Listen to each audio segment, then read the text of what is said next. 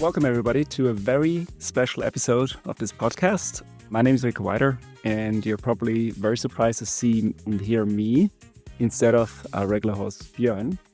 The reason is we are celebrating the 100th episode of this podcast, and for once, our host, Björn, is on the other side of the table and has to answer my questions. So I thought that was a very good idea when Björn and I talked about it, and today will be less about go-to-market, still a little bit about go-to-market, but mainly about the person around the podcaster, the author, and the entrepreneur. So grab your headphones, start listening to a very inspiring episode around what's going on beyond just sales. Björn, welcome to your own podcast. Thanks for having me. I'm super excited. Oh, that's such a great phrase, such a great intro. Let me restart with saying congratulations on your 100th episode. That's a huge milestone. How do you feel about it? So the first impulse was I'm proud. So it's rare to say for a German-speaking person, at least how I was raised. But I'm super proud, and it feels still surreal after starting this podcast roughly 2 years ago. But it feels nice, and it feels even nicer to have a special guest or being the guest. So I really love the initiative and the idea. So I'm excited. I've maybe for the listeners, I have no idea what will come. So I said, okay, I have full trust. So raising the bar quite high. So I have full trust in you, and I'm super excited what will come. Well, let's see what's going to happen today. I'm also very much in a lot of suspense on what's going to happen. I think I was surprised when Björn told me I don't really want to prepare with you, just go with it. So let's see what's going to happen. But I think a lot of people that consume and listen to this podcast on a regular basis, it's very short. It's not like several hours long, so everything's packed into half an hour, and in very great, I have to say, great sort of bits of content, a lot of value, and a lot of people don't know how much effort goes into producing such an episode on a regular basis. So I think 100 episodes is a tremendous effort. So congratulations, and I hope you'll continue doing it because it's a super interesting podcast, especially for our region in Europe. No, I definitely will. So maybe to just jump in. So I was a little bit naive. I think it's kind of comparable to founding your startup or doing something new. So I just jumped into it and said, okay, let's see what comes. So maybe giving some background. The initial impulse come from my social media supporter and strategist, Adina from background, who said, okay, I started 3 years ago, roughly. I invested heavily and strongly, consistently into LinkedIn. And then we were thinking out loud, so how can we enhance and improve the entire content creation part? And she came up and said, okay, look, we could start with a podcast. And I said, okay, yeah. So first few sessions, let's put it there was room for improvement. But what happened already in kind of the first episode is this curiosity, learning from other people, sharing their own experience, double in more nitty-gritty stuff around sales and go-to-market. So that was how I started it, and no intention to stop after the 100th. Yeah, I mean, it's remarkable that you didn't stop. So maybe you can share just very briefly how much effort goes into an episode. Did you underestimate or overestimate the effort? So I have to say, so we kind of streamlined it, I would say. So technology helps a lot. So recently shifted, or I'm not sure. So some month ago, we shifted to Riverside so AI is helping when it comes to show notes, normally the episode you mentioned kind of 35 minutes, some preparation, normally kind of some standard form. So overall, I would say it's quite lean, but it's fun. So it's a healthy balance between hopefully a decent level of quality. So thanks for the benefits and or the statement. And of course, there's some production, but I think it's solid and it's a very good investment. Yeah, no, fully agree on the quality side. I from a sales leadership perspective, if you're mainly into your day-to-day, be it with your team or sort of broader with the business, if you're an entrepreneur, you can't really stay on top of everything all the time. So listening on a regular basis to an impulse of what's happening in sales and sort of different tools or so different opinions or sort of practices, it's a great source. So please keep going. I will. Now, let's make a little bit of a shift to you as a person. If you would describe yourself, and I know this is we're starting with the mean questions. Björn, who are you? Well, that's a that's a big one. So I try to still be, at least in parts. I try to stay the big boy. So kind of playful, curious, not too stubborn, not too serious. On the other hand, I have to say I love structure. I love processes, especially working with early stage companies to bring a little bit structure into the chaos. And the rest, I'm a big fan of three. So playful boy, structured person, and the rest is kind of a sportsman. It helped tremendously. So to get the energy, or keep the energy up and running, but also to kind of relax. And sports has been part of my life since I was 6. So Well, yeah, let's keep those three, the list of three. Why don't we follow that structure since you introduced it? And I think it's part of your sort of day-to-day business anyway to introduce structure. So um, when you say you're partially playful, a playful boy, how does that materialize in your day outside of playing with your child? outside of my yeah, so I think so. Living in Switzerland, like you are, so as a German, so it's always Already gamble. yeah. So it's I think it's a, I wouldn't call it a game, but it's an exploration every single day to stretch the limits. Am I talking too fast? Am I too pushy? So but this still, and I learned having this playfulness and being not too serious. It's, at least I would say, it's part of my personality and helped quite well to get along with being a strict, in some parts of being a strict German. And the other thing is I'm turning 45 this year. Other thing is that I have the luxury to have a wonderful wife. I have a wonderful daughter. I have a very, very strong relationships, and I'm getting more and more relaxed. So having this playfulness, I'm not ashamed. It feels very natural. It's part of me. And one little side story, you might know it. I have a color code. So I have only 4 colors in my wardrobe.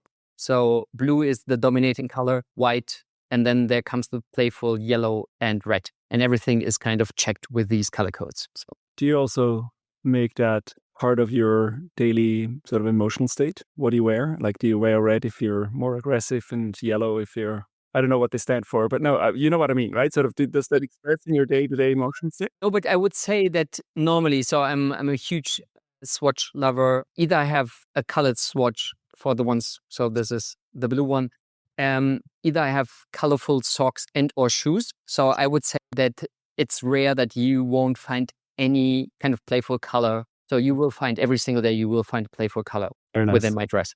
Okay, good. Let's move on to the structured part of that list of three of your character. I think you mentioned it and touched a little bit on it, sort of working with founders, working with startups that are growing up, that are becoming or sort of kind of in need of more structure. It requires both, right? Sort of the playfulness and sort of that getting a little bit more grown up in the organization. How do you go about it? Sort of introducing and not over introducing too much structure, but how much is enough in your point of view? Yeah, it's a very good question. And I think more and more experience. So experience helps, and also the knowledge of frameworks and tools to really find this healthy balance. I often call it pragmatic. So working with early stage startups, so normally the range 500,000, million to maximum 10 million. So, and of course, partly it makes a difference whether a company already has established a decent structure to have 2-3 million in ARR versus kind of just founder sales and roughly 1 million. So, but finding the overall structure, and that's why also the book came up. So basically the book was coming up out of working with over 150 startups, putting this in a healthy structure, the 4 elements of the flywheel, and then make it still tangible and practical, that every early stage startups and even bigger organization can apply it without reading the entire book or having a kind of a heavy science project. So that's the idea. And this is fascinating for me to really find this thin line and this sweet spot. And how does that structure maybe also get introduced into sort of, how does it reflect also your character? Like, are you a very structured person at home or as part of your business? Where do you see that in your day to day? So it comes from multiple angles. So because I think what I learned over time is I became more gentle over time in terms of when it comes to leadership or management. I always questioning myself and all the others involved. Is it clear for you? Is it clear for others? And if it's not clear, it's our responsibility for leaders and managers to provide this clarity.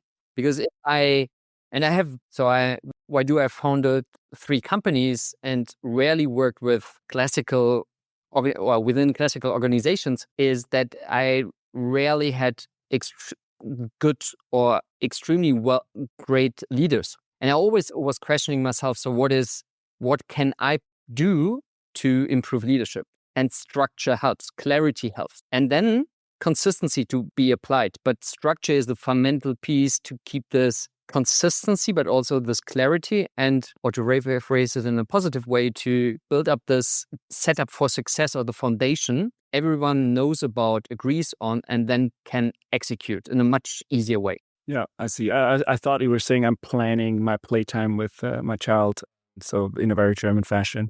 No, I'm no, just no, kidding. no. This is a fun story maybe to jump in. So I would say I have a tight schedule on the weekend, but I have some components I have an idea. So sports is on, doing kind of ice bathing in the winter times and etc. or hiking in summertime. But I'm not really obsessively getting this streamlined optimization on the weekends.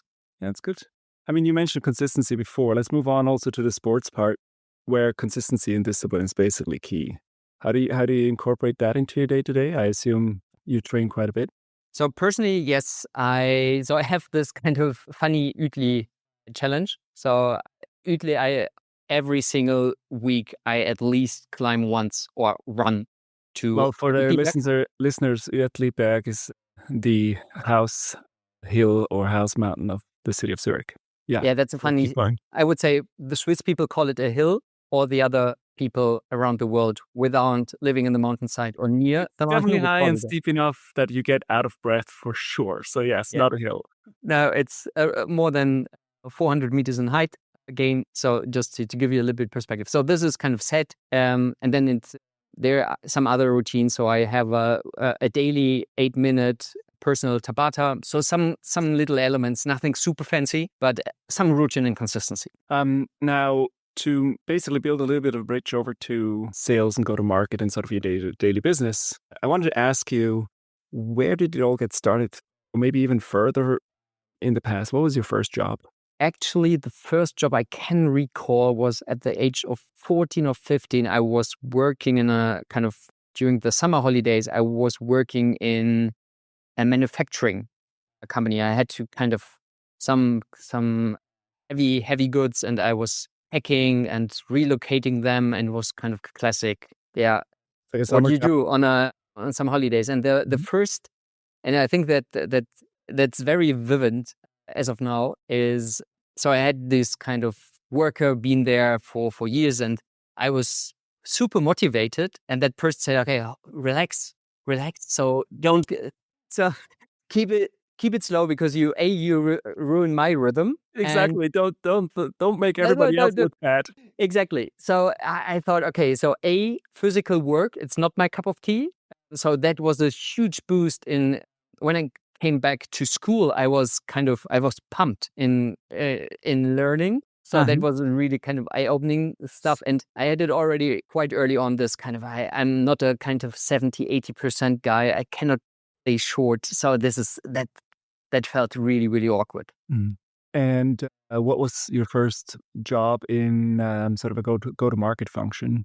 So how I came to sales, probably. So basically, there were two events, and funny. So I have a love and hate relationship with sales. So some of you might so the first sales job was, we had this kind of magazine at school. So we had this kind of publishing magazine. And at some point, we were starting collecting we were selling advertisement for local shops. And it was a tipping point when I did so well that we have to enlarge the magazine Oh, because we nice. couldn't fit in all the advertisement. So that was the first time that I realized, okay, hold on, that's kind of somehow natural. And at first it was kind of highly uncomfortable. Second thing, and this is another funny story, is I've been one of the, I would say, the worst soldiers in German history. So I've been in Karlsruhe and I took the wrong tram back then. And I passed by a very tiny mobile operator store. Back in the day, it was called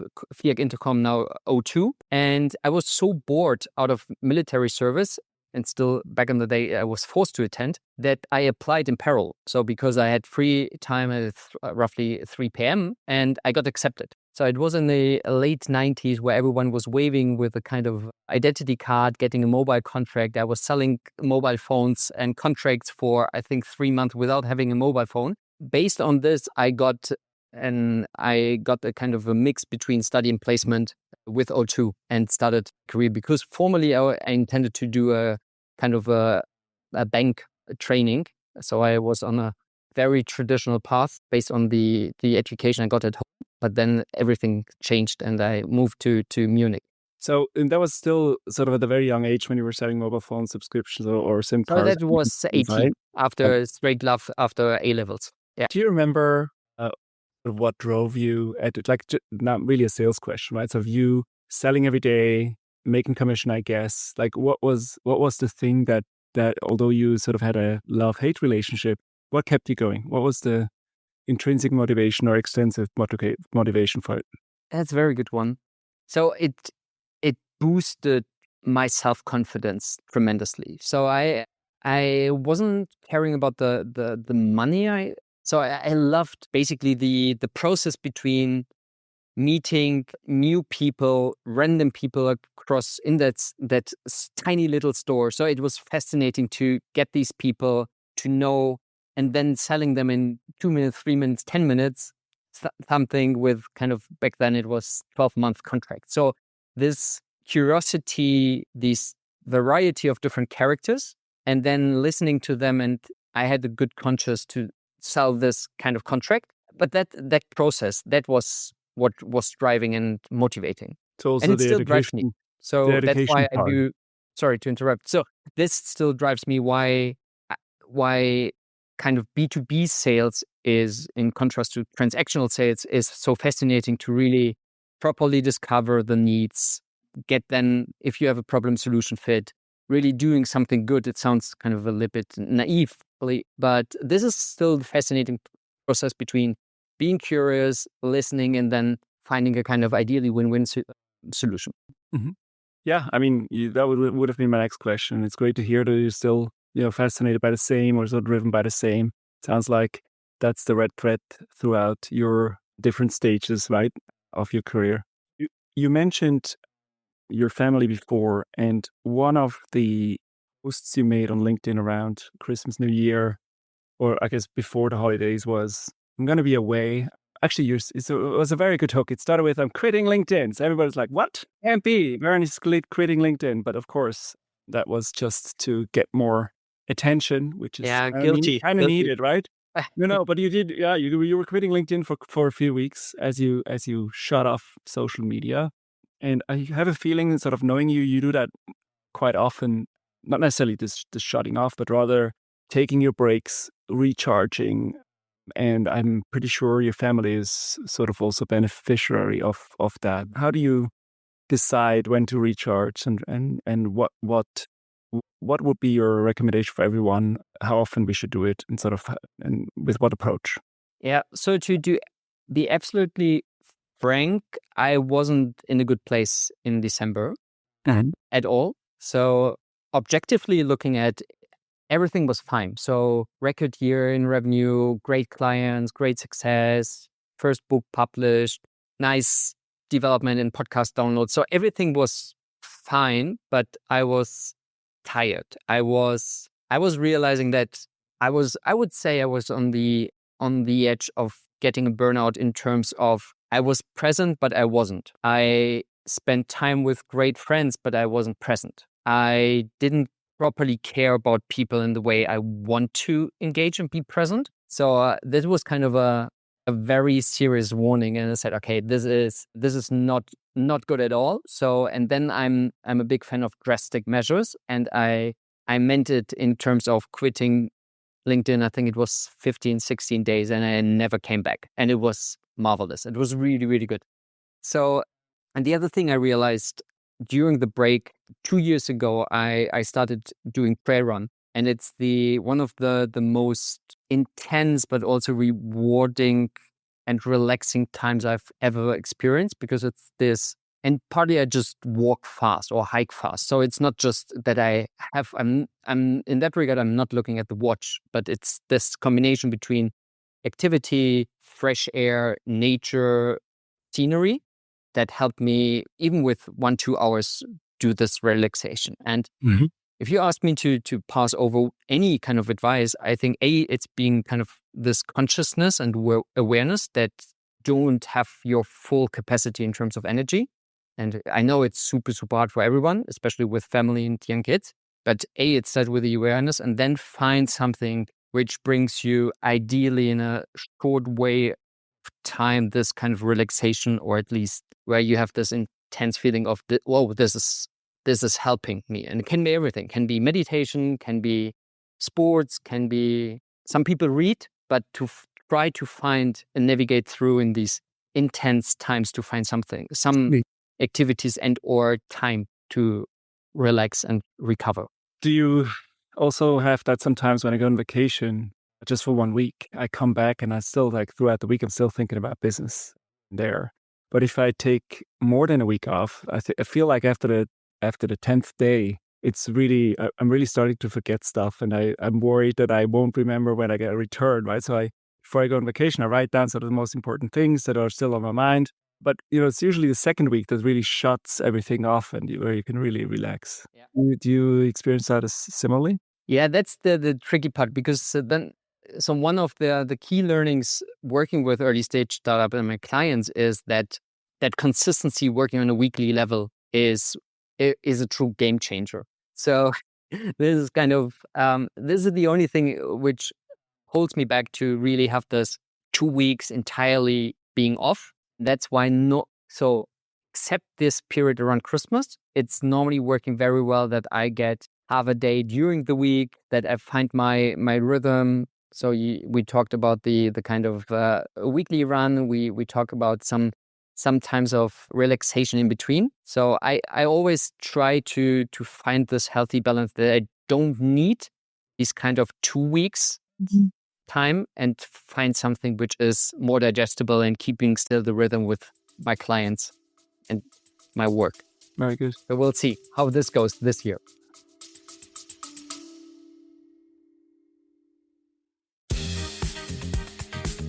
Hi there, just a brief break to share something exciting. My best-selling book, Funky Flywheels, is now available in both English and German. If you are building a B2B startup and want to scale smarter, this one is for you. I filled it with real-world insights from working with over 150 startups, alongside practical strategies to refine your go-to-market motion, enhance your sales efficiency, and accelerate growth. Grab your copy exclusively on Amazon. Links are in the show notes. And now back to your favorite episode.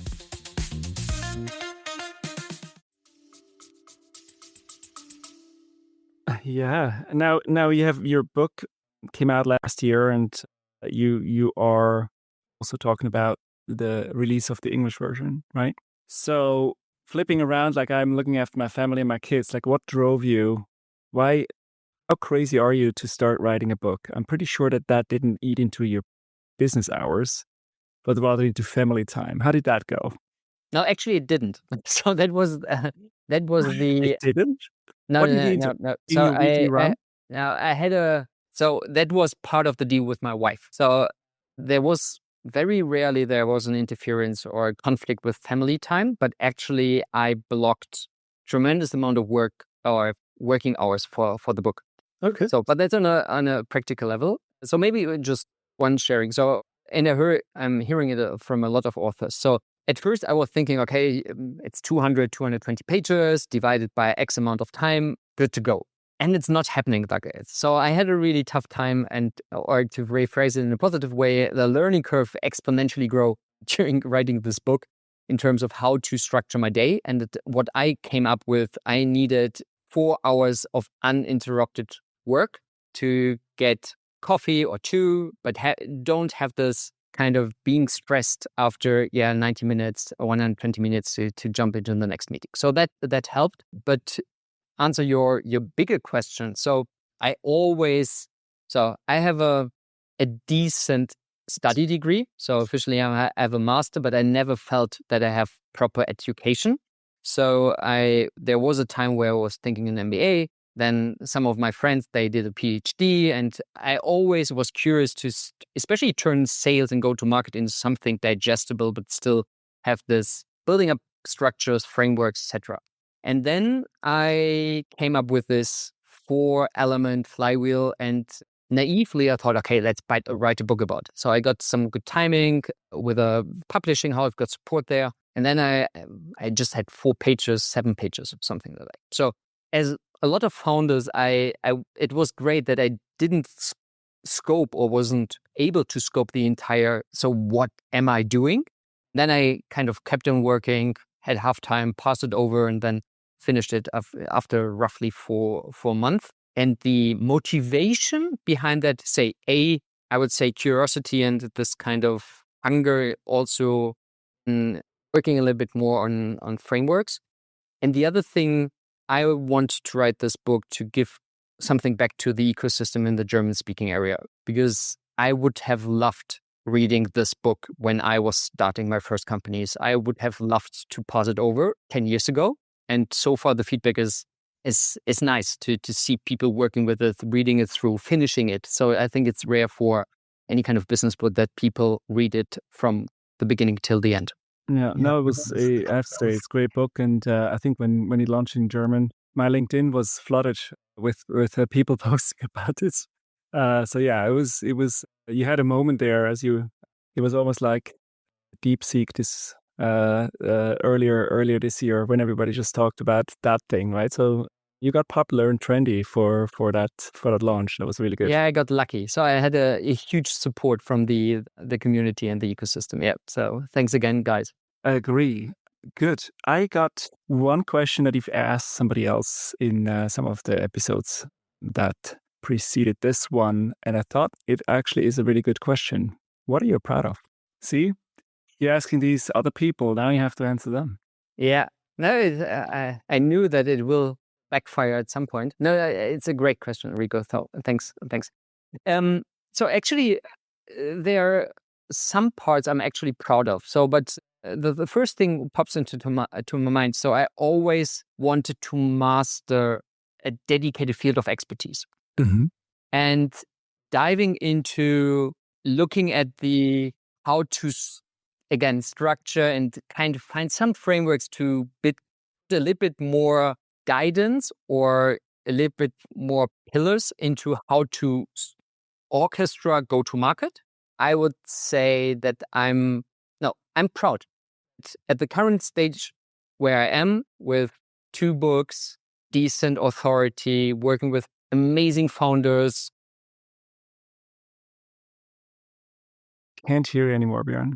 Just said that, Can you hear me?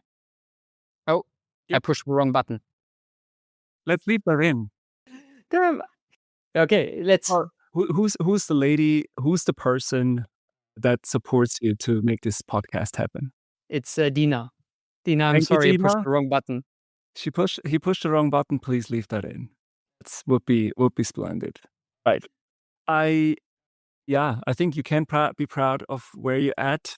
I think if I think of a situation where you have a startup making the switch from founder sales into getting sort of that translated over, the knowledge getting over, like you always pop into my mind. We've talked a lot of things around go-to-market one-on-one and also with larger groups, and it's always great having you being part of that conversation. So I definitely think you are in the right spot where you are right now. And that's very kind of you. Yeah. Seriously, it means a lot. So, but I think there's no, I don't have the book here on my shelf, but there's this book that says like, if you know what got you here won't get you where you need to go. So asking that second question you always ask everyone at the end is, what do you want to learn? Where do you want to get better, either personal or business side of your life, coming over the next couple of months? So I do it like a lot of my guests. So I do it on a personal and a professional note. So one thing on personal, and we touched it already. So being aware and healthy is kind of a constant, I wouldn't call it a fight. It's a kind of a constant challenge. So, but keep this awareness and also apply actions to it. That's on the personal level. And on a business level, now I think some of you know that Q2 is coming up, and I play a lot with Gen AI agents, products, coaching, you name it, to kind of leverage the knowledge and explore new formats in addition to the current ones. Wonderful. Well, I wish you all the best with that, both on a personal and a business level. And would like to congratulate you again on the 100th episode of this podcast. I hope there's still many, many to come. I'm usually showing up when you have to celebrate something. So I hope you're going to have some other drinking event to celebrate the English version of the book or something else that's coming up. So looking forward to that. Yeah. So thanks again for facilitating this great episode. So that was fun, and I feel honored that we've met. Maybe the last funny story how we met, because I messed up like the clicking the wrong button. So I was coming late. We have never met before. So you were kind of, I would say, hard to crack for a reason, and I had to leave early, and somehow we managed that, or you gave me a second chance, and I'm super, super grateful that you were overcoming that first impression you can't change. So I'm truly thankful having you here in Zurich and in this episode, Rico. Likewise, and you're a great guy, great character, and you made it up during that first conversation. So it was definitely easy to continue both on a personal and a professional level. All right. So, thanks a lot, Rico. yeah, That was fun. Björn. Thanks, Thank everyone. you. Bye-bye. Speak soon. Thank you very much for tuning in. Each week, I have the pleasure of engaging with exceptional founders, industry experts, and investors to discuss the ups and downs of early stage growth. I primarily focus on B2B and Gen AI startups progressing from 1 million to 10 million ARR. We share valuable lessons and best practices for scaling quickly and efficiently. If you enjoyed this episode, I'd love to hear your thoughts. Feel free to give me a feedback on LinkedIn or give it a thumbs up. I can't wait to see you in the next one.